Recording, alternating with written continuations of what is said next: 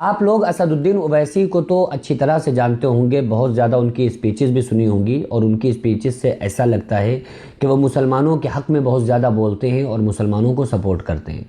تو میرا خیال ہے کہ جتنے لوگ بھی خصوصی طور پر مسلمان جو لوگ ہیں، مسلمان دلت، یہ لوگ اویسی صاحب سے بہت پیار کرتے ہیں، اویسی صاحب کو مسلمان اپنا لیڈر مانتے ہیں۔ لیکن جب کہیں پر بھی کوئی الیکشن ہوتا ہے اور اس کے بعد ان الیکشن کے جب نتیجے آتے ہیں تو ان نتیجوں کے آنے کے بعد سارے لوگوں کی زبان پر ایک نعرہ ہوتا ہے اور ایک نام ہوتا ہے، اور وہ نام یہ ہوتا ہے کہ اویسی نے ہمیں ہروا دیا، اور اویسی کی وجہ سے بی جے پی جیت گئی، کیونکہ اویسی وہاں پر کھڑے ہو گئے تھے اور اویسی نے مسلمانوں کے ووٹ کاٹ دیے۔ اویسی مسلمانوں کے ووٹ وہاں پر کاٹ سکتے ہیں جہاں پر انہوں نے اپنا کینڈیڈیٹ کھڑا کیا ہو، جہاں پر کوئی ان کی طرف سے سیٹ لڑنے والا ہو۔ تو اگر وہاں پر ایسا معاملہ ہو رہا ہے اور پوری طرح سے ہو رہا ہے تو ایک وقت آپ کہہ سکتے ہیں، کیونکہ ایسا ہوتا ہے کہ جب چونکہ مسلمان اتحاد پسند نہیں ہے، پوری دنیا کا یہ ماحول ہے کہ مسلمانوں میں اتفاق نہیں ہے، اتحاد نہیں ہے، مسلمان بٹا ہوا ہے۔ اور یہ تو اس پر تو حدیث بھی موجود ہے کہ آقا علیہ الصلوۃ والسلام نے 3 دعائیں فرمائی، کہا کہ اے پروردگار عالم، ہماری قوم کے اوپر، ہماری امت کے اوپر کوئی ایسا عذاب نہ بھیجنا جس طرح سے پچھلی قوموں پر آیا کہ ہماری امت ایک دم سے تباہ و برباد ہو جائے۔ تو اللہ تعالیٰ نے اس دعا کو قبول فرما لیا۔ دوسری دعا آقا علیہ السلام نے مانگی کہ اے پروردگار عالم، ہماری امت کے اوپر رحم فرما اور انہیں بندر اور خنزیر نہ بنانا۔ تو اللہ تعالیٰ نے اس دعا کو بھی قبول فرما لیا۔ پھر تیسری دعا آقا علیہ السلام نے فرمائی کہ اللہ، میری امت میں اختلاف نہ ہو، میری امت میں اتحاد رہے، مسلمان ایک پلیٹ فارم پر رہے ہر اعتبار سے۔ تو آقا علیہ الصلوۃ والسلام کی اس دعا کو اللہ تعالیٰ نے قبول نہیں فرمایا، اور آقا علیہ الصلوۃ والسلام سے اللہ تعالیٰ نے فرمایا کہ نہیں، اے میرے محبوب صلی اللہ علیہ وآلہ وسلم، اس قوم میں اتحاد نہیں ہوگا، اس میں اختلاف ہی رہے گا، ہر معاملے میں اختلاف رہے گا۔ تو آقا علیہ الصلوۃ والسلام نے ارشاد فرمایا کہ میری امت میں 73 فرقے، جو ایمان اور جب خدا ایک، رسول ایک، دین ایک، قرآن ایک، اس کے بعد جب مسلمان آپسی تعلقات میں بڑھ گئے اور آپسی دینی مسائل میں جب بڑھ گئے تو یہ تو سیاسی بات ہے، اس میں تو ظاہر سی بات ہے مسلمانوں کو بٹنا تھا۔ تو اس وجہ سے کیا ہوتا ہے، چونکہ مسلمان بٹا ہوا ہے، اس لیے جب کبھی اویسی صاحب کسی بھی جگہ پر کھڑے ہوتے ہیں، ان کی پارٹی سے کوئی بندہ کھڑا ہوتا ہے تو کیا ہوتا ہے کہ ووٹ وہاں پر بڑھ جاتا ہے۔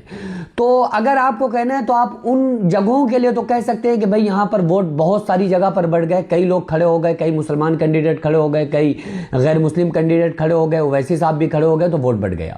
لیکن جہاں پر اویسی صاحب کھڑے ہی نہیں ہوئے، انہوں نے اپنی ٹیم کا بندہ کھڑا ہی نہیں کیا، ان کا کوئی شخص کھڑا ہی نہیں ہوا ان کی پارٹی سے، تو پھر وہاں پر اگر بی جے پی جیت رہی ہے تو پھر وہاں پر بھیا کیسے اویسی صاحب نے بی جے پی کو جتا دیا؟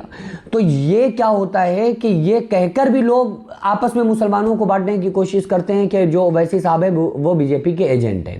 کوئی الزام لگا رہا ہے کہ وہ بی جے پی کے ایجنٹ ہیں، کوئی الزام لگاتا ہے کہ یہ بی جے پی سے ملے ہوئے ہیں، کوئی کہتا ہے کہ بھائی انہوں نے ہی بی جے پی کو جتوا دیا۔ تو یہ طرح طرح کی جتنے منہ ہوتی ہیں اتنی باتیں ہوتی ہیں، اس طرح کی باتیں لوگ کرنا شروع کر دیتے ہیں۔ تو ہم لوگوں کو چاہیے خصوصی طور پر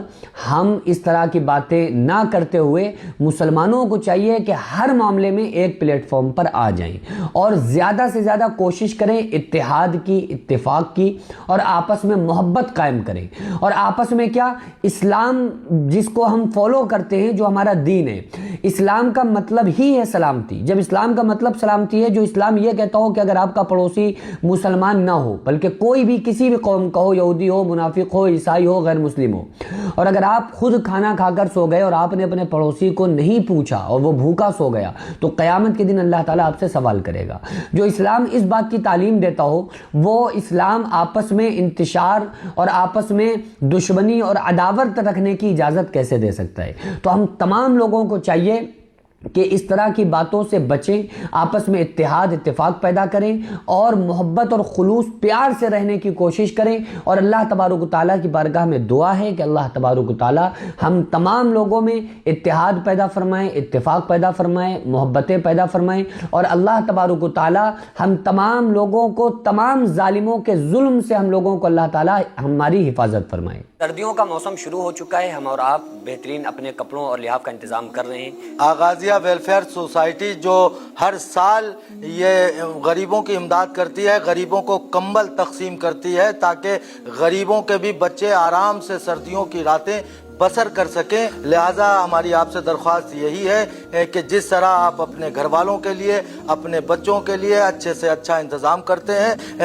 ہمیں یہ چاہیے کہ ہم ان غریب بچوں اور ان غریب لوگوں کے بارے میں بھی سوچتے رہیں جو سردی سے اپنی راتیں بہت دشواری کے ساتھ گزارتے ہیں، اور ہم سب مل کر یہ ارادہ کریں کہ انشاءاللہ تعالیٰ اس سردی میں آنے والی ٹھنڈ میں کسی کو بھی ہم اس طرح سے ٹھٹرتا ہوا سونے نہیں دیں گے۔ لیکن اتنا بڑا کام اکیلے بالکل بھی ممکن نہیں ہے، ظاہر ہے کہ یہ آپ کی امداد سے ہی ہم اس طرح سے بڑے طور پر امداد کر سکتے ہیں۔ تو آپ تمام لوگوں سے گزارش ہے کہ جو اسکرین پر غازیہ ویلفیئر سوسائٹی کا اکاؤنٹ نمبر اور اسکینر نظر آ رہا ہے، اس پر زیادہ سے زیادہ آپ لوگ تعاون کریں، تو کم سے کم ایک کمبل آپ اپنے غریب بہن بھائیوں تک ضرور پہنچائیں۔ صدقہ اور امداد تو تمام لوگ کرتے ہیں، لیکن ہمارا پیسہ صحیح جگہ پر پہنچ رہا ہے یا نہیں پہنچ رہا ہے، یہ ایک بڑی اہم بات ہوتی ہے۔ تو اس لیے آپ لوگ جانتے ہیں کہ الحمدللہ ہماری غازیہ ویلفیئر سوسائٹی ہر طرح سے غریبوں کے کام آتی ہے۔ تو آپ لوگوں سے خصوصی گزارش ہے کہ بالکل بھی دیری نہ کریں، زیادہ سے زیادہ آپ لوگ تعاون کریں۔